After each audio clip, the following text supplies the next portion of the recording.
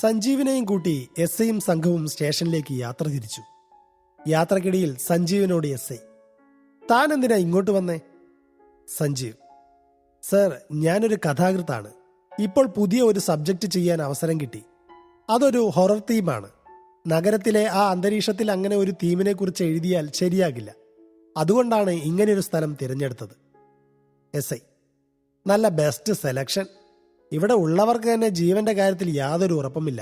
അപ്പോഴാ ഓരോ ഭ്രാന്തുമായി ഓരോന്ന് വരുന്നത്. അല്ല, ഈ വോൾഗ ബംഗ്ലാവിൽ എങ്ങനെ ചെന്ന് താമസിക്കുമെന്നാ? അതിനുള്ള വകുപ്പ് എങ്ങനെ ഒപ്പിച്ചു? സഞ്ജീവ്, അത് എൻ്റെ ഒരു സുഹൃത്ത് വഴി ഈ ബംഗ്ലാവിന്റെ ഉടമ ദേവരാജൻ സാറിനെ സമീപിച്ചു. അങ്ങനെ അദ്ദേഹമാണ് ഇങ്ങോട്ട് വരാനുള്ള അനുമതി തന്നത്. എസ് ഐ, എടോ, അതൊക്കെ ശരി തന്നെ എന്ന് കരുതി താൻ വിചാരിക്കുന്നത് പോലെ അല്ല കാര്യങ്ങൾ. ഇവിടെ മനുഷ്യൻ തീയുടെ പുറത്താണ് നിൽക്കുന്നത്. കഴിഞ്ഞ മാസം മാത്രം ഇവിടെ സംഭവിച്ചത് 12 കൊലപാതകങ്ങളാണ്. പലതും ആത്മഹത്യയാണെന്നാണ് പ്രാഥമിക നിഗമനം. എന്നാലും ഒരു തെളിവ് പോലും ഇല്ലാതെ വല്ലാതൊരവസ്ഥയിൽ കുഴപ്പം പിടിച്ച് മുന്നോട്ടു പോവുകയാണ്. ഇതൊക്കെ ആരോട് പറയാൻ, ആര് മനസ്സിലാക്കാൻ? തന്നെ പറഞ്ഞിട്ടും കാര്യമില്ല. ഇവിടെയൊക്കെ തന്നെ ഉണ്ടാവുമല്ലോ, താനേ മനസ്സിലായിക്കോളൂ. അപ്പോഴേക്കും സ്റ്റേഷനെത്തി. സ്റ്റേഷനിൽ വികാരിയച്ഛൻ ഫാദർ തോമസ് മാത്യു എസ് ഐയെ കാത്തു നിൽപ്പുണ്ടായിരുന്നു. ജീപ്പിൽ നിന്ന് ഇറങ്ങി എസ് ഐ വികാരിയച്ഛനെ ലക്ഷ്യമാക്കി നടന്നു. എന്നിട്ട് അച്ഛനോട് ചോദിച്ചു, എന്താ ഫാദർ ഈ നേരത്ത്? എന്തെങ്കിലും പ്രശ്നമുണ്ടോ? ഫാദർ, ഇൻസ്പെക്ടർ സർ, അത് വളരെ അത്യാവശ്യമായ ഒരു കാര്യം പറയാനുണ്ടായിരുന്നു. നമ്മുടെ ചെമ്പുറത്തെ കുന്നിന്മേലിലുള്ള ആന്റണിയെ കാണാനില്ല. ഇന്ന് ഉച്ചയ്ക്ക് ആ തെക്കേ മലയിൽ പോയതാ, ആടിനെ തീറ്റിക്കാൻ വേണ്ടി. സാധാരണ വരുന്ന സമയം കഴിഞ്ഞു. എസ് ഐ, ഏത്, ആ മരം മുറിക്കാൻ പോകുന്ന ആളോ?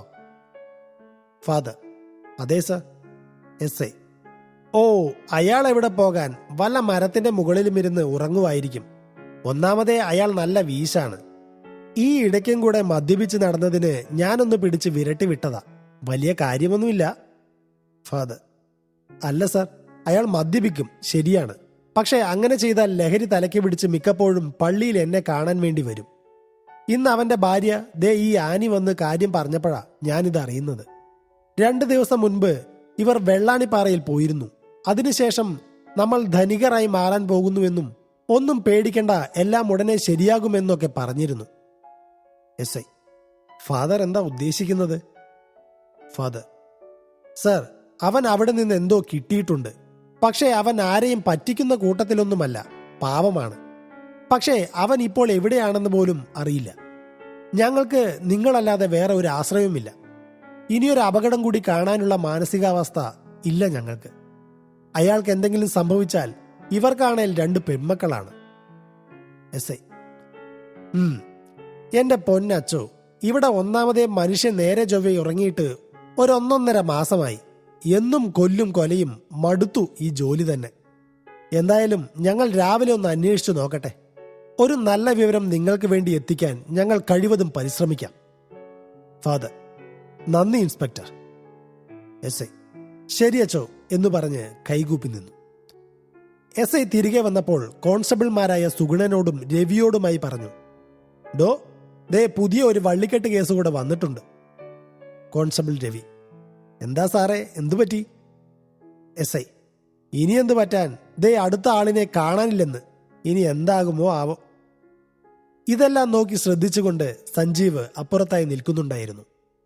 പെട്ടെന്ന് സ്റ്റേഷനിലെ ഫോൺ ശബ്ദിച്ചു. ക്ഷീണം മാറ്റുവാനായി അല്പനേരം ഒന്ന് ഉറങ്ങാൻ കയറിയിരുന്ന എസ് ഐ തന്നെയാണ് ആ കാൾ അറ്റൻഡ് ചെയ്തത്.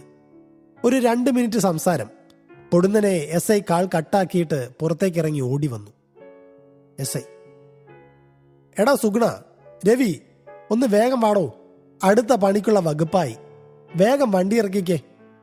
സുഗുണൻ, സാറേ എന്നതാ കാര്യം? എസ് ഐ, കുറച്ച് ഫ്രീക്കൻ പിള്ളേർ അടിച്ചു പൂസായി ഒരു വണ്ടിയിൽ കാടിന്റെ ഉള്ളിലോട്ട് കയറിപ്പോകുന്നത് കണ്ടു എന്ന്. ആ ചെക്ക് പോസ്റ്റിൽ നിർത്താതെയാണ് അവന്മാർ പോയത്. ഇപ്പൊ അവിടെ നിന്നാ വിളിച്ചത്. രവി, അയ്യോ സാറേ, ഈ സമയത്ത് നമ്മൾ അങ്ങോട്ട് പോണോ?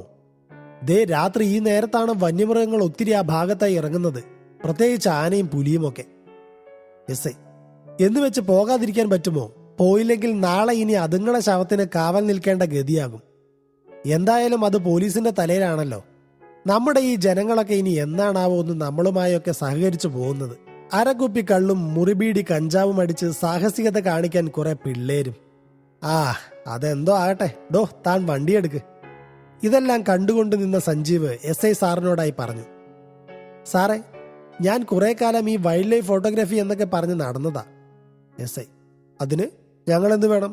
തലയും കുത്തി നിൽക്കണോ? സഞ്ജീവ്: അല്ല സാറേ, ഇപ്പൊ നിങ്ങൾ കാട്ടിലേക്ക് പോകുമ്പോൾ എന്നെയും കൂടെ ഒപ്പം കൊണ്ടുപോകാമോ പ്ലീസ്? SI: ഇവിടെ പോയവരുടെ ഗതി എന്താകുമെന്നറിയില്ല, അപ്പോഴാ ഇനി തന്നെയും കൂടെ അങ്ങോട്ട് കെട്ടിയെടുക്കാൻ. സഞ്ജീവ്: അല്ല സാറേ, എന്നെയും കൂടെ കൂട്ടിയാൽ ഞാൻ ഈ വൈൽഡ് ലൈഫ് ഫോട്ടോഗ്രാഫിക്ക് വേണ്ടി നടന്ന സമയം മുഴുവൻ ഈ വന്യമൃഗങ്ങളുടെ ഒരു രീതി എനിക്കറിയാം. സുഗുണൻ: ഓ പിന്നെ വന്യമൃഗത്തിന്റെ രീതി അറിയാൻ താൻ ആരോടോ മൗഗ്ലിയാണോ? ഓരോ ഉടായ്പുകൾ. SI തന്റെ റൂമിലോട്ട് പോയി. സഞ്ജീവ് കോൺസ്റ്റബിൾ സുഗുണൻ ചേട്ടനോടായി പറഞ്ഞു, സാറേ ഒന്ന് പറഞ്ഞുകൂടെ SI സാറിനോട്? സുഗുണൻ: ഓ ഇവന് പ്രാന്താണെന്ന് തോന്നുന്നു, കയ്യും കാലും പിടിച്ചു പോകാൻ ഇതെന്തോന്നടാ ഊട്ടിക്ക് ടൂർ പോകുന്നു. അപ്പോഴേക്കും SIയുടെ മുറിയിലേക്ക് സഞ്ജീവ് കയറിപ്പോയി. സുഗുണൻ: ചെല്ല്, ഇപ്പൊ തന്നെ അങ്ങേര് കൂടെ കൂട്ടും, മിക്കവാറും ഇവനെ അയാൾ എടുത്ത് ചുവരിലൊട്ടിക്കും, ഉറപ്പാ. പെട്ടെന്ന് SI റൂമിൽ നിന്ന് പുറത്തേക്ക് ഇറങ്ങി വന്നു. ഡോ, അവനെയും കൂട്ടിക്കോ, എന്തായാലും ഒരു വഴിക്ക് പോവുകയല്ലേ, നമുക്കെന്തായാലും ഹെൽപ്ഫുൾ ആയിരിക്കുമെന്ന് തോന്നുന്നു. സുഗുണൻ: ഡേ അനിയ, ഇങ്ങ് വാ, ചോദിക്കട്ടെ. സഞ്ജീവ്: എന്താ സാറേ? സുഗുണൻ: ഇതെങ്ങനെ ഒപ്പിച്ചെടുത്തു? സഞ്ജീവ്: ഞാൻ പറഞ്ഞില്ലേ സാറേ, വന്യമൃഗത്തെ കൈകാര്യം ചെയ്യാൻ എളുപ്പമാണെന്ന്. അതിനുള്ള സാമ്പിളാണ് ഇപ്പോൾ കണ്ടത് എന്ന് പറഞ്ഞ് ചിരിച്ചുകൊണ്ട് സഞ്ജീവ് വണ്ടിയുടെ അടുത്തേക്ക് പോകുന്നു. സുഗുണൻ: രവി സാറേ, ഇങ്ങ് വന്നേ, ഇവൻ ആള് കിടുവാ, പുലിമടയിൽ കയറി പുട്ടുകച്ചവടം നടത്തുന്ന ടീമാണ്. രവി: വാ. സുഗുണൻ: എങ്ങാനും പുലി വന്നാൽ ഇവനെ പിടിച്ച് കാണിച്ചു കൊടുക്കാം, പുലിക്ക് ഇവന്റെ ശരീരം വെച്ച് ഇന്ന് പെരുന്നാളായിരിക്കും. SI: എടോ ഒന്ന് വാടോ. സുഗുണൻ: ദേ എത്തി. SI സുഗുണനോട്: വണ്ടിയിൽ എണ്ണയൊക്കെ ഉണ്ടല്ലോ അല്ലേ? ഇല്ലേ ജന്മം പാഴാകും, ഒന്നാമതേ സർക്കാർ വണ്ടിയാണ്, എനിക്കത്ര വിശ്വാസം പോരാ. സുഗുണൻ: സാറേ, സ്വന്തം ജീവനിൽ കൊതിയുള്ളത് കൊണ്ടും ഞാൻ ഒപ്പം ഉള്ളത് കൊണ്ടും വണ്ടിയൊക്കെ പക്കാ കണ്ടീഷനാണ്, കാരണം നിങ്ങളൊക്കെ ചത്താലും എനിക്ക് രക്ഷപ്പെടണമല്ലോ. രവി: ഇവന്താണ്ടാ പോലീസ്. SI: മതി, വണ്ടിയെടുക്ക്. മിസ്റ്റർ സഞ്ജീവ്, എത്ര കാലം വൈൽഡ് ലൈഫ് ഫോട്ടോഗ്രാഫറായി വർക്ക് ചെയ്തിട്ടുണ്ട്? സഞ്ജീവ്: ഞാനൊരു 6 കൊല്ലം വർക്ക് ചെയ്തു, 2 തവണ മികച്ച ഫോട്ടോഗ്രാഫർക്കുള്ള അവാർഡൊക്കെ കിട്ടിയിട്ടുണ്ട് സാർ. അതുമല്ല, ഈ ചെറുപ്രായത്തിൽ തന്നെ ഞാൻ ഈ കറങ്ങാൻ കാർഡുകളൊന്നുമില്ല. സുഗുണൻ: ഡേ, വണ്ടിക്ക് കുഴപ്പമൊന്നുമില്ല, ഇങ്ങനെ തള്ളാതെ തന്നെ അത് സ്റ്റാർട്ടാകും, അവാർഡ് കിട്ടി പോലും. SI: ഒന്ന് മിണ്ടാതിരുന്ന് വണ്ടിയെടുക്കണോ, സ്വയം ഒന്നും ചെയ്യാനും വയ്യ, ചെയ്യുന്നവരെ പറഞ്ഞ് മനസ്സ് മടുപ്പിക്കാൻ വേണ്ടി ഇറങ്ങിക്കോളും. Anyway mister Sanjeev, I am Rajkumar. Sanjeev ഒരു ചിരിയോടെ ഷേക്ക് ഹാൻഡ് ചെയ്യുന്നു. വണ്ടി സ്റ്റാർട്ടാക്കി അവർ കാട്ടിലേക്ക് പോകുന്നു. മലനിരകളിലെ കാനന വീതിയിലൂടെ മൂടൽ മഞ്ഞിനെ മുറിച്ചുകൊണ്ട് ആ ജീപ്പ് ചീറിപ്പാഞ്ഞു. കാടിന്റെ ഉള്ളിലേക്ക് കയറി അല്പം മുന്നോട്ടായി ചെന്നപ്പോൾ ഒരു ചുവന്ന സ്വിഫ്റ്റ് കാർ റോഡിന് കുറുകെ പാർക്ക് ചെയ്തിരിക്കുന്നു. അവർ വണ്ടി നിർത്തി ഇറങ്ങിച്ചെന്ന് നോക്കി. പെട്ടെന്ന് സുഗുണൻ നിലവിളിച്ചു, എന്റെ അയ്യോ, ഞാൻ ചത്തേ. സുഗുണന്റെ നിലവിളി കേട്ട് രാജ്കുമാറും രവിയും സഞ്ജീവും ഓടി അടുത്തേക്ക് ചെന്നു. SI രാജ്കുമാർ: എന്താടോ, എന്തു പറ്റി? സുഗുണൻ: രവി: കാക്കയോ? സുഗുണൻ: കാക്കയല്ലടോ കോപ്പെ, കരടിയെന്ന്. രവി: എന്റെ അയ്യോ, കരടിയോ? എവിടെ? സഞ്ജീവ്: അത് കരടിയൊന്നുമല്ല സാറേ. രാജ്കുമാർ: പിന്നെന്താ അത്? സഞ്ജീവ്: ആ കാറിന്റെ പുറകിലിരിക്കുന്ന കരടി ബൊമ്മയാണ്. സുഗുണൻ: കരടി ബൊമ്മയോ? എവിടെ നോക്കട്ടെ എന്ന് പറഞ്ഞ് അതിന് നോക്കുന്നു. സുഗുണൻ: ശരിയാണല്ലോ, ഷെടാ, മനുഷ്യനെ പേടിപ്പിക്കാൻ. സാറേ, ഈ കാറിൽ വന്നവന്റെ തന്തയ്ക്ക് സ്വന്തമായി മൃഗശാല ഉണ്ടെന്നാണ് തോന്നുന്നത്. രവി: അതെന്താടോ? സുഗുണൻ: ദേ, സെൻട്രൽ ക്ലാസ്സിൽ ഒരു വവ്വാല് കിടന്ന് ആടുന്നു, പുറകിൽ അവന്റെ ഒടുക്കത്തെ കരടി ബൊമ്മ. അവനെ എന്റെ കയ്യിൽ കിട്ടിയാൽ അടിച്ച് അവന്റെ ജിറാഫിനെ ഞാൻ ഇല്ലാണ്ടാക്കും. രവി: കരടി ബൊമ്മ കണ്ട് പേടിച്ച താനാണ് അവന്റെ ജിറാഫിനെ അടിക്കാൻ പോകുന്നത്, ഒന്ന് പോയി നോക്കണോ, വാചകം അടിച്ച് നിൽക്കാതെ. സുഗുണൻ: ഹലോ, അങ്ങനെ കളിയാക്കിയൊന്നും വേണ്ട, എനിക്ക് അത്രയ്ക്ക് പേടിയൊന്നുമില്ല. SI രാജ്കുമാർ: എന്നാ അങ്ങോട്ട് അധികം പോകണ്ട. സുഗുണൻ: അതെന്താ സാർ? SI രാജ്കുമാർ: ഇവിടെയുള്ള വെട്ടത്തിൽ ഇനി സ്വന്തം നിഴൽ കണ്ട് പേടിച്ച് വീഴുന്നത് കാണാൻ വയ്യ, അതുകൊണ്ട് പറഞ്ഞതാ. ആകെ ചമ്മിയ അവസ്ഥയിൽ സുഗുണൻ നിൽക്കുന്നു. അപ്പോൾ സൈഡിൽ നിന്ന് ഒരു വിളി. അത് രവിയായിരുന്നു. സാറേ, ഒന്ന് ഇങ്ങോട്ട് ഓടി വന്നേ. S I. എന്താടോ, എന്തുപറ്റി? രവി. ദേ ഒരുത്തനെ 3 പേര് ചേർന്ന് തോളിൽ കിടത്തി കൊണ്ടുവരുന്നു. ഇത് കേട്ടതും രാജ്കുമാറും സുഗുണനും സഞ്ജീവും അങ്ങോട്ട് ചെന്ന് നോക്കി. അപ്പോൾ കാറിൽ വന്ന ഫ്രീക്കന്മാരിൽ ഒരാളെ തോളിൽ കിടത്തി ബാക്കി 3 പേര് നടന്നു വരുന്നു. പോലീസിനെ കണ്ട അവർ നിന്നു പരിങ്ങി. S I Rajkumar. ആരാടാ നീയൊക്കെ? രാത്രി ഈ നേരത്ത് ആരെ കെട്ടിക്കാൻ പോയിട്ട് വരുവാടാ? ഇവൻ എന്തിനാടാ തോളിൽ കിടത്തിയേക്കുന്നേ? ഇങ്ങോട്ട് മാറി നിൽക്കടാ. വന്നവർ കൊണ്ടുവന്നവനെ അവിടെ കിടത്തിയിട്ട് പരിങ്ങലോടെ മാറി നിൽക്കുന്നു. സുഗുണൻ. സാറേ, ഇവന്മാർ മൊത്തം നല്ല കീറിയിട്ട് നിൽക്കുക. S I Rajkumar. എന്താടാ അവന് പറ്റിയത്? ആരാടാ നീയൊക്കെ? ഫ്രീക്കന്മാരിൽ ഒരാൾ പറഞ്ഞു. സാറേ, ഞങ്ങളൊരു ട്രിപ്പിന് വന്നതാ. ഞാൻ അനൂപ്, 2ാമൻ വിജയ്, 3ാമൻ വിവേക്, 4ാമൻ സണ്ണി, താഴെ കിടക്കുന്നവൻ. സുഗുണൻ. യോ, ഇവന്റെ പേര് സണ്ണി എന്നായിരിക്കില്ല, ഫുൾ തണ്ണി എന്നായിരിക്കും. കണ്ടില്ലേ, ആവോലി വറുക്കാൻ മുളകുപൊടി പുരട്ടിയതുപോലെ കിടക്കുന്നു. S I Rajkumar. ഇവൻ എന്താടാ പറ്റിയത്? അനൂപ്. സാറേ, ഞങ്ങൾ ഇവിടെ വന്നിട്ട് വോൾഗ ബംഗ്ലാവിലേക്ക് പോകാൻ നിന്നതാ. അപ്പോ ഒന്നിന് പോകാൻ ഇറങ്ങി. ഇവൻ ഇച്ചിരി ഫിറ്റായിരുന്നു, കാല് തെറ്റി താഴേക്ക് വീണു. S I Rajkumar. ആ, അടിപൊളി. ഇച്ചിരി ഫിറ്റായിട്ട് വീഴാൻ വേറെ ഒരു ഇടവും കണ്ടില്ല അവന്. അതിരിക്കട്ടെ, ഈ വോൾഗ ബംഗ്ലാവിൽ ആരോട് ചോദിച്ചിട്ടാ മക്കള് പോകാൻ ഇറങ്ങിയത്? വിവേക്. സാറേ, അത് എന്റെ പപ്പയുടെ സുഹൃത്താണ്, അതിന്റെ ഓണർ. പുള്ളിയുമായിട്ട് സംസാരിച്ചിരുന്നു. എസ് ഐ രാജ്കുമാർ വിജയിയോട്. ഇവൻ എന്താ മിണ്ടില്ലേ? എന്താടാ നിനക്ക് ഇത്രയ്ക്ക് മസിൽ പിടുത്തം? വിജയ്. ഡോ, ഈ എടാ പോടാ എന്ന് താൻ എന്നെ വിളിക്കണ്ട. Just call my name, Vijay. S I Rajkumar. അയ്യോ, ആണോ തമ്പ്ര? ഫ, പന്ന കഴിവേറി, അടിച്ച് നിന്റെ കവാലം ഞാൻ നീരാക്കും. മര്യാദയ്ക്ക് സംസാരിക്കടാ. വിജയ്. എടോ, എന്റെ അച്ഛൻ ആരാണെന്നറിയാമോ? സുഗുണൻ. നിന്റെ അമ്മച്ചിക്ക് അറിയില്ലേ? നീ അയാളെ കണ്ടുപിടിക്കാൻ വേണ്ടിയാണോടാ ഈ കാട് കയറി ഈ കരടിയെയും വവ്വാലിനെയും കൊണ്ട് ഇങ്ങോട്ട് വന്നത്? പന്ന പന്നിയുടെ മോനെ. വിജയ്. ഡോ, കൂടുതൽ ഷോ കാണിച്ചാലുണ്ടല്ലോ, തന്റെ ഒന്നും തലയിൽ നാളെ ഈ തൊപ്പി കാണില്ല. എന്റെ അച്ഛൻ MLA ശിവദാസനാണ്. രവി എസ് ഐ രാജ്കുമാറിനോട് പതുക്കെ പറഞ്ഞു. സാറേ, പണി പാളി. MLA ശിവദാസൻ സാറ് ആള് കലിപ്പ. S I Rajkumar. ആരായാൽ നമുക്കെന്താണോ? ഇവനെയൊക്കെ പോലെ ഓരോന്നിനെ ഉണ്ടാക്കിയ നേരത്ത് അങ്ങേർക്ക് 2 വോട്ട് പിടിക്കാൻ പോയാൽ പോരായിരുന്നോ? എടാ, നീയൊക്കെ കഥയറിയാതെ ആട്ടം കാണുന്ന വെറും പൊട്ടന്മാരാണ്. ഇന്ന് രാത്രി നീയൊക്കെ ട്രിപ്പ് തേങ്ങ എന്നും പറഞ്ഞ് ഈ കാടിന്റെ അകത്തേക്ക് കയറി വരുമ്പോ വരുന്ന ആനയും കടുവയും ഒക്കെ നിന്റെ തന്തയുടെ പിന്നാമ്പുറത്തെ കഴമ്പ് കണ്ട് പേടിച്ചിട്ട് ഓടില്ല.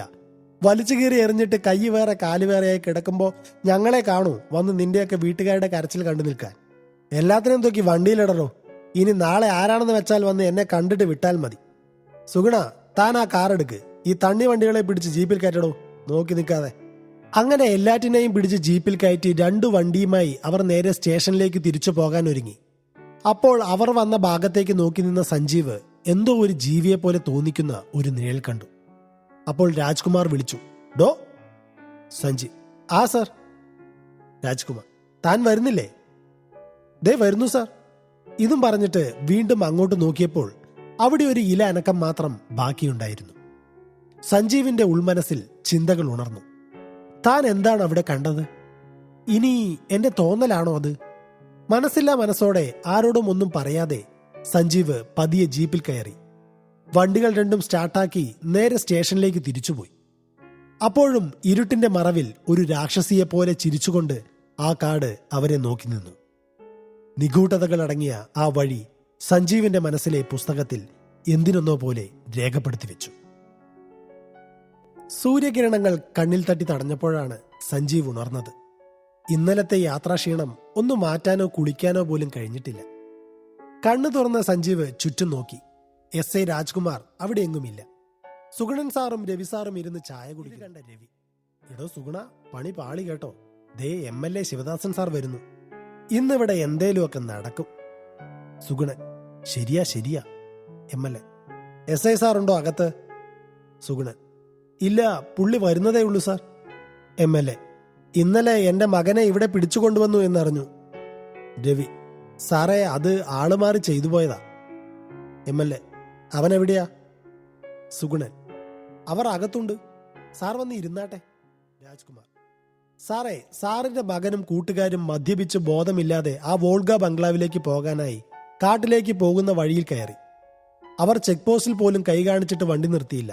എന്നിട്ട് അന്വേഷിച്ചു ചെന്ന ഞങ്ങൾ കണ്ടത് 4 പേരുള്ള സംഘത്തിൽ 3 പേര് ഒരുത്തനെ തോളിൽ ചുമന്ന കാടിന്റെ ഉള്ളിൽ നിന്ന് ഇറങ്ങി വരുന്നതാണ്. മദ്യപിച്ച് ലെക്ക് കെട്ട കൂട്ടത്തിലെ ഒരുത്തൻ മറിഞ്ഞ് താഴേക്ക് വീണു. ആ, എന്നാ നേരെ വിട്ടോ. വിവേക്: എടാ, നിങ്ങൾ വിട്ടോ, ഞാൻ പുള്ളിയുടെ കൂടെ വന്നോളാം. ഇത്രയും സഹായിച്ചിട്ട് പുള്ളിയെ ഒറ്റയ്ക്കാക്കണ്ട. സഞ്ജീവ്: ഈ ബാഗും സാധനങ്ങളും ഇരിക്കുമ്പോ നീ ഇനി എവിടെ ഇരിക്കുമെടാ? സണ്ണി: അതിനല്ലേ ഇത് ഈ വണ്ടിയുടെ ഡിക്കി, ഈ ബാഗൊക്കെ അതിനകത്ത് വെച്ചാൽ പോരെ? സഞ്ജീവ്: ഏയ് സാരമില്ല, അതൊന്നും വേണ്ട, വെറുതെ ബുദ്ധിമുട്ടാവും. എന്തിനാ വെറുതെ? അനൂപ്: എന്തു ബുദ്ധിമുട്ട്? വിജയ്: എന്തായാലും ഞങ്ങളുടെ ടീമിൽ ഒരു തലമൂത്ത ചേട്ടായി കിട്ടിയല്ലോ. വിവേക്: ഡയലോഗ് അടിച്ച് നിൽക്കാതെ എല്ലാം എടുത്ത് വണ്ടിയിൽ കയറ്റടാ. സണ്ണി: എപ്പോഴേ കയറ്റി. സഞ്ജീവ്: യോ എടാ, അതൊന്നും വേണ്ട. വിവേക്: എന്റെ സഞ്ജീവേട്ടൻ, നിങ്ങൾ അവിടെ മിണ്ടാണ്ടിരുന്നോളെ, ഇത് നമ്മുടെ ടീം സേറ്റു. സഞ്ജീവ്: ശരി, നീയൊക്കെ എന്തോ കാണിക്ക്. സാധനങ്ങൾ എടുത്ത് കാറിൽ വെച്ചിട്ട് സഞ്ജീവിനോടൊപ്പം സണ്ണി കയറി.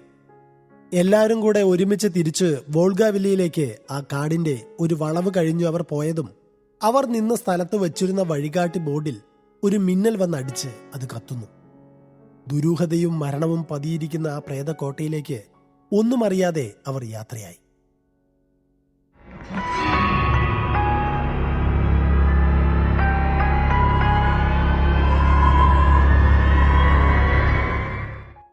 ഇടുങ്ങിയ വഴികളിലൂടെ അവർ സഞ്ചരിച്ചു. ഒടുവിൽ ചെന്നെത്തിയത് ഇടതുവശത്ത് ഒരു തടാകവും വലതുവശത്ത് കുറെ മരങ്ങളും തിങ്ങി നിറഞ്ഞു നിൽക്കുന്ന ഒരു വഴിയിലാണ്. അവിടെ നിന്ന് നോക്കിയാൽ കുറച്ച് അകലെയായി ആ ബംഗ്ലാവ് കാണാം. ലക്ഷ്യസ്ഥാനത്ത് എത്താറായ സന്തോഷത്തിൽ അവർ അവിടെ നിന്ന് ആ ബംഗ്ലാവും അതിനു ചുറ്റുമുള്ള പ്രകൃതി ഭംഗിയും ആസ്വദിച്ചു നിന്നു. അപ്പോൾ സഞ്ജീവ് പറഞ്ഞു: ഡാഡാ, മതി മതി, വാ, ഇവിടെ നിന്നാൽ ഇന്ന് മുഴുവൻ ഇവിടെ നിൽക്കാനേ പറ്റൂ, നമുക്ക് അങ്ങോട്ട് പോവാം. അത് ശരിയാ എന്ന് പറഞ്ഞ് അവർ എല്ലാവരും വീണ്ടും മുന്നോട്ടു പോയി. തടാകം കഴിഞ്ഞ് മുന്നോട്ടു പോയി ഇരുവശങ്ങളിലും മരങ്ങൾ തിങ്ങി നിറഞ്ഞ വഴിയിലാണ് ചെന്നെത്തിയത്. പക്ഷേ ആ വഴി അത്ര പന്തിയായി അവർക്ക് തോന്നിയില്ല. കാരണം ചുറ്റും വല്ലാത്ത ദുർഗന്ധമായിരുന്നു. അവർ ചുറ്റും നോക്കി. പശുവും കാളയുമൊക്കെ ചത്തുകിടക്കുന്നു. അവിടെയായി. വെറുതെ ചത്തുകിടക്കുവല്ല, ഏതോ വന്യമൃഗത്തിന് ഇരയായതാണ്. അത് കാണുമ്പോൾ തന്നെ അറിയാം. അവിടെ അധിക നേരം നിൽക്കാതെ അവർ വീണ്ടും മുന്നോട്ടു പോയി. കുറെ ദൂരം കഴിഞ്ഞതും ബംഗ്ലാവിന്റെ ഗേറ്റ് കണ്ടു. അപ്പോഴാണ് എല്ലാവർക്കും ശ്വാസം നേരെ വീണത്. നേരെ ചെന്ന് എല്ലാവരും വണ്ടിയിൽ നിന്ന് ഇറങ്ങി ഗേറ്റിന്റെ മുന്നിലായി നിന്നു. സഞ്ജീവ്: ഇവിടെ ഒരു സെക്യൂരിറ്റിക്കാരൻ കാണുമെന്നാണല്ലോ പറഞ്ഞത്. വിജയ്: അയാൾക്കും ഇനി ആ പശുവിന്റെ ഗതിയെങ്ങാനും ആയി കാണുമോ? വിവേക്: ഏയ്, അങ്ങനെ ആകില്ല, പുള്ളി ഇവിടെ എവിടെയെങ്കിലും കാണും. സണ്ണി: അതെന്നാ നിനക്ക് ഇത്ര ഉറപ്പ്? അനൂപ്: സെക്യൂരിറ്റി മാമ എന്ന് ഉറക്കെ വിളിച്ചു. വിജയ്: ഡാഡാ, നാണമില്ലടാ, സെക്യൂരിറ്റി മാമൻ പോലും. അനൂപ്: എന്നാ പിന്നെ നീ വിളി. വിജയ്: പിന്നെന്താ, security uncle, security uncle. Sunny: ആ പസ്റ്റ്. വിവേക്: പരമ കഷ്ടം തന്നെ രണ്ടും. ചിരിച്ചുകൊണ്ട് സഞ്ജീവ്: ചേട്ടോ, ചേട്ടാ, ഇവിടെ ആരും ഇല്ലേ? പറഞ്ഞു തീർന്നതും ഒരു ശബ്ദം. അയ്യോ എന്ന് ഒരു നിലവിളിയും. അവരെല്ലാം ഞെട്ടിപ്പോയി. ഒരു നിമിഷത്തേക്ക് തിരിഞ്ഞു നോക്കിയപ്പോൾ കണ്ടത് ബംഗ്ലാവിന്റെ വലതുവശത്തായി നിന്ന മരത്തിൽ നിന്ന് ഒരാൾ താഴെ വീണ് കിടക്കുന്നു. അവർ അയാളുടെ അടുത്തേക്ക് ചെന്നു.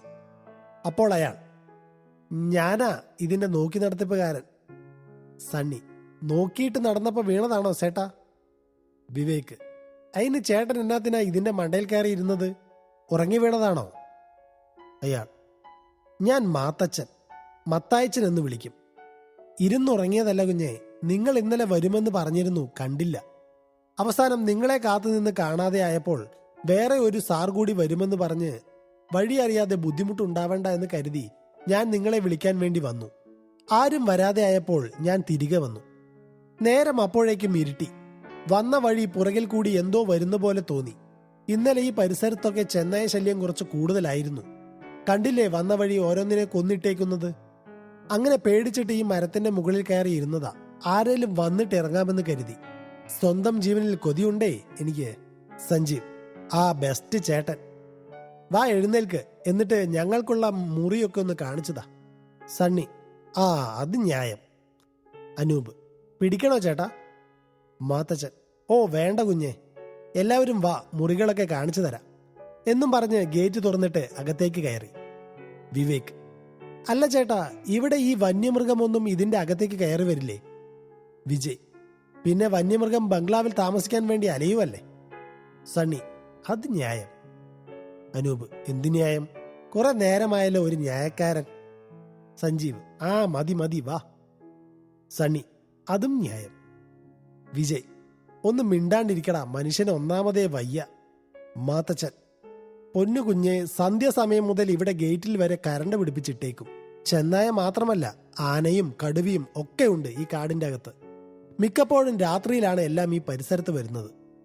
അതുകൊണ്ട് തന്നെ നിങ്ങൾ രാത്രിയിൽ അധികം യാത്ര വേണ്ട കേട്ടോ പുറത്തേക്ക്. സഞ്ജീവ്: അല്ല, ചേട്ടൻ ഇവിടെയാണോ താമസം?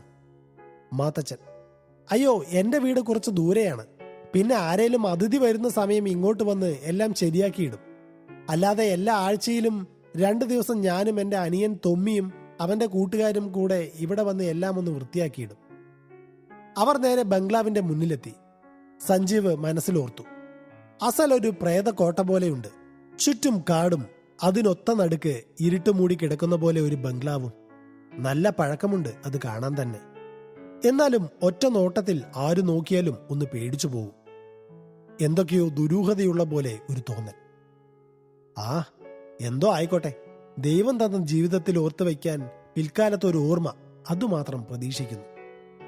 അവരെല്ലാം അകത്തേക്ക് കയറി ഒരു വലിയ ഹാളിലെത്തി. മാത്തച്ഛൻ എല്ലാവർക്കും മുറികൾ കാണിച്ചു കൊടുത്തു. എന്നിട്ട് നിങ്ങൾക്കുള്ള ആഹാരം എത്തിക്കാം എന്നും പറഞ്ഞ് പുറത്തേക്ക് പോയി. എല്ലാവരും പോയി കുളിച്ച് ഫ്രഷായിട്ട് ഹാളിലെത്തി. അനൂപ്: സഞ്ജീവേട്ടാ, എന്നാ പിന്നെ നമുക്കൊരു കുപ്പി പൊട്ടിച്ചാലോ? സഞ്ജീവ്: ഓ കാലി വയറാണടാ ഉവ്വേ, മാത്തച്ഛനൊന്ന് വന്നോട്ടെ. സണ്ണി: അത് ന്യായം. വിജയ്: ഒന്ന് എണീറ്റ് പോടാ വന്നി അവിടുന്ന്, അവന്റെ ഒടുക്കത്തെ ന്യായം. അങ്ങനെ അവർ എല്ലാവരും മാത്തച്ഛനെ കാത്തിരുന്നു. വിശപ്പും ക്ഷീണവും നന്നായി ഉണ്ടായിരുന്ന അവർ ഇരുന്നിരുന്ന് ഉറങ്ങിപ്പോയി. പെട്ടെന്ന് ഒരു വിളി കേട്ടാണ് ഞെട്ടി ഉണർന്നത്. അത് മാത്തച്ഛനായിരുന്നു. സാറേ, ഇതെന്നാ, ഇത് വാതിലൊക്കെ തുറന്നിട്ടാണോ കിടന്നുറങ്ങുന്നേ? സഞ്ജീവ്: അല്ല, ഞങ്ങൾ ഈ വിശപ്പും ക്ഷീണവും ഒക്കെ കൊണ്ട് ഇരുന്നപ്പോ ഒന്ന് മയങ്ങിപ്പോയി.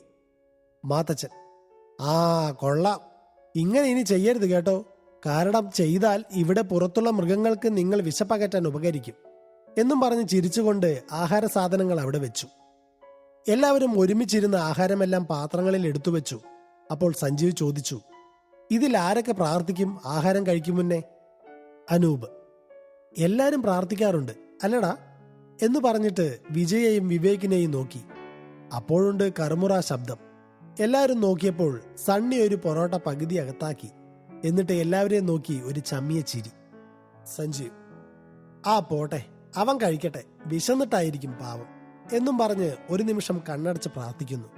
എന്നിട്ട് എല്ലാവരും ചേർന്ന് ആഹാരം കഴിച്ചു. മാത്തച്ഛൻ: സാറേ, ആഹാരമൊക്കെ ഇഷ്ടപ്പെട്ടോ ആവോ? എല്ലാം പെട്ടെന്ന് റെഡിയാക്കി കൊണ്ടുവന്നതാ. സഞ്ജീവ്: ഏയ് കുഴപ്പമൊന്നുമില്ല, എല്ലാം നന്നായിരുന്നു. വിവേക്: ഓ ചിക്കൻ കറി അത്ര പോരാ, അതിൽ ചത്ത കോഴി ഉണ്ടായിരുന്നേ.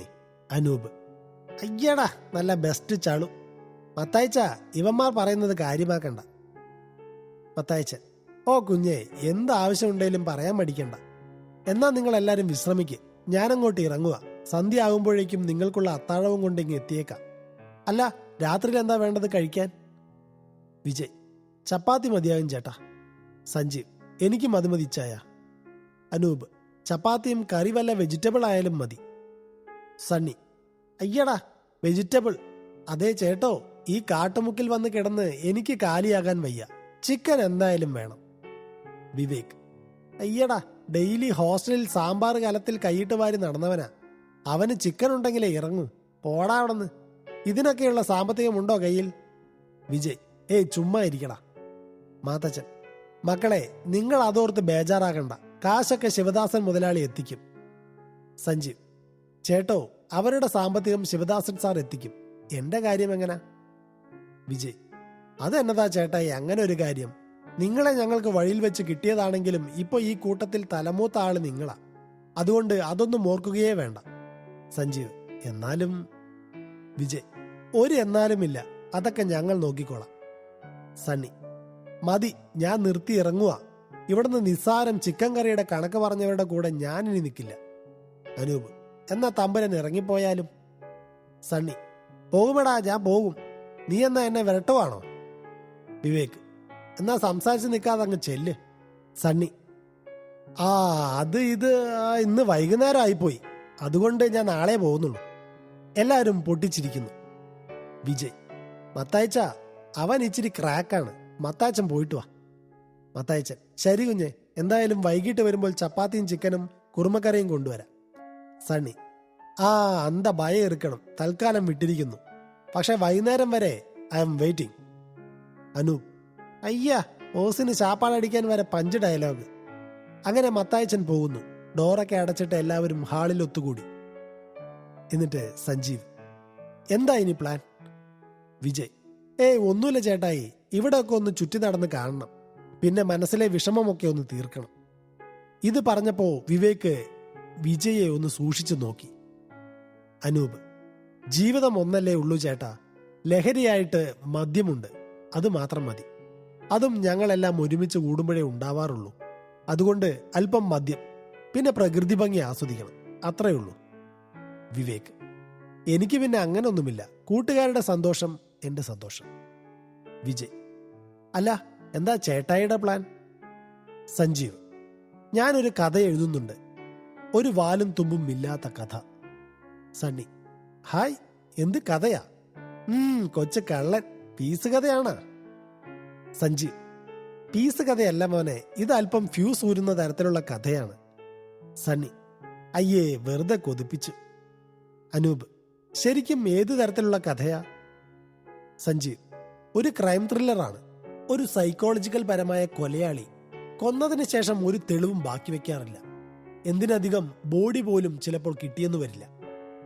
സണ്ണി: വെറുതെ ഓരോന്ന് പറഞ്ഞ് പേടിപ്പിക്കാൻ വേണ്ടി ഇറങ്ങിയേക്കുവാണ്. സഞ്ജീവ്: വെറുതെ അല്ല മോനെ, ഞാൻ കൈവച്ചതൊന്നും ഇന്നേ വരെ വെറുതെ ആയിട്ടില്ല. അനൂപ്: ഈ സിനിമയിൽ ആരാ നടൻ? മമ്മൂക്ക മതി, പുള്ളിയാണെങ്കിൽ കിടുക്കും. സണ്ണി: ഒഞ്ഞ് പാടാപ്പാ, കിടുക്കും പോലും. സഞ്ജീവേട്ടാ, നമുക്ക് ലാലേട്ടൻ മതി, ഫിക്സ്. സഞ്ജീവ്: ആദ്യം ഇതൊന്ന് എഴുതി തീർന്നോട്ടെ, എന്നിട്ടല്ലേ ബാക്കി. അല്ല, നിങ്ങൾ രണ്ടും എന്താ മിണ്ടാത്തെ? ഒരു ഞെട്ടൽ ഞെട്ടി ചെറുതായി. എന്നിട്ട് വിജയ്: ഒന്നുമില്ല. വിവേക്: എന്നാലും ഒരാളെ കൊല്ലാൻ എങ്ങനെ സാധിക്കുന്നു അല്ലേ, അതും ഇത്രയും ക്രൂരമായി? സഞ്ജീവ്: സമയമായാൽ പോയല്ലേ പറ്റൂ. അതിനി സൈക്കോ കില്ലർ തന്നെ വേണമെന്നൊന്നുമില്ല, നല്ല ഒരു ശബ്ദം കേട്ടാലും മതി. പറഞ്ഞു തീർന്നതും മുകളിലത്തെ നിലയിൽ എന്തോ വന്ന് വീണുടയും പോലെ ഭീമാകാരമായ ഒരു ശബ്ദം. സണ്ണി: എന്റെ അയ്യോ, ഞാൻ ചത്തേ. അനൂപ്: എന്താടാ അത്? വിവേക്: അറിയില്ലടാ. വിജയ്: വാ നോക്കാം. സഞ്ജീവ്: നിങ്ങൾ പോകണ്ട, ഞാൻ പോകാം എന്ന് പറഞ്ഞ് മനസ്സിൽ കരുതിയത് എന്നോ നടന്ന മട്ടിൽ സഞ്ജീവ് എല്ലാവരെയും തള്ളി മാറ്റിക്കൊണ്ട് പടിക്കെട്ടുകൾ ഓടിക്കയറി. മുകളിലത്തെ നിലയിൽ ചെന്ന് നോക്കിയപ്പോൾ ഒരു അലമാര വീണ് കിടക്കുന്നു. അപ്പോഴേക്കും ബാക്കിയുള്ളവർ കൂടി ഓടിയെത്തി. വിജയ്: എന്താ ചേട്ടായി സംഭവിച്ചേ? സണ്ണി: ഈ അലമാര എങ്ങനെ വീണേ? അനൂപ്: ഈ മുറിയിൽ പോലും ആരുമില്ലല്ലോ, പിന്നെ എങ്ങനെ ഇത് സംഭവിക്കും? സഞ്ജീവ്: ആരും പേടിക്കണ്ട, ദേ ഈ വലിയ ജനലിന്റെ ഉള്ളിലൂടെ വന്ന കാറ്റുകൊണ്ടാവും സംഭവിച്ചത്. സണ്ണി: അത്രയും വലിയ കാറ്റടിക്കുവാണെങ്കിൽ 4 കാറ്റാടി യന്ത്രം ഇതിന്റെ മുകളിൽ കൊണ്ട് വെച്ചാൽ മാസം നല്ല വരുമാനം ഉണ്ടാക്കാലോ. വിവേക്: ഡേ, ഇപ്പോഴെങ്കിലും നിന്റെ ഈ ചളുവടി ഒന്ന് നിർത്തുമോ? സഞ്ജീവ്: ഒന്നുമില്ല, ദേ ജനൽ അടച്ചിട്ടുണ്ട്. എന്തായാലും എല്ലാവരും പോയി കിടന്നുറങ്ങിക്കേ. ഒന്ന് ഉറങ്ങി എണീറ്റിട്ട് മതി ഇനി ബാക്കി കഥയൊക്കെ. അവർ 4 പുറത്തിറങ്ങി. അപ്പോഴും അത് ചുറ്റും നടന്നൊന്ന് നോക്കിയിട്ട് സഞ്ജീവ് പുറത്തിറങ്ങി. എന്നിട്ട് ആ റൂം ലോക്ക് ചെയ്തു. നേരെ നടന്ന് സഞ്ജീവിന്റെ റൂമിൽ പോയി അവിടെ ചെന്നതും ഒരാൾ കട്ടിലിൽ കിടക്കുന്നു. ഒരു നിമിഷം ഒന്ന് ഞെട്ടിയ സഞ്ജീവ് ചോദിച്ചു: ആരാ നിങ്ങൾ? Who are you? കട്ടിലിന്റെ മുകളിൽ കിടന്ന ആ രൂപം പുതപ്പ് മാറ്റിയിട്ട് പറഞ്ഞു: കഹോ നാം പ്യാർ ഹേ എന്ന്. നോക്കിയപ്പോൾ അത് നമ്മുടെ സണ്ണി. സഞ്ജീവ്: നീ എന്തിനാ ഇവിടെ വന്ന് കിടക്കുന്നേ? സണ്ണി: പേടിച്ചിട്ടാ ചേട്ടായി, ഒറ്റയ്ക്ക് കിടക്കാൻ അവന്മാരോട് പറഞ്ഞാൽ കളിയാക്കി കൊല്ലും.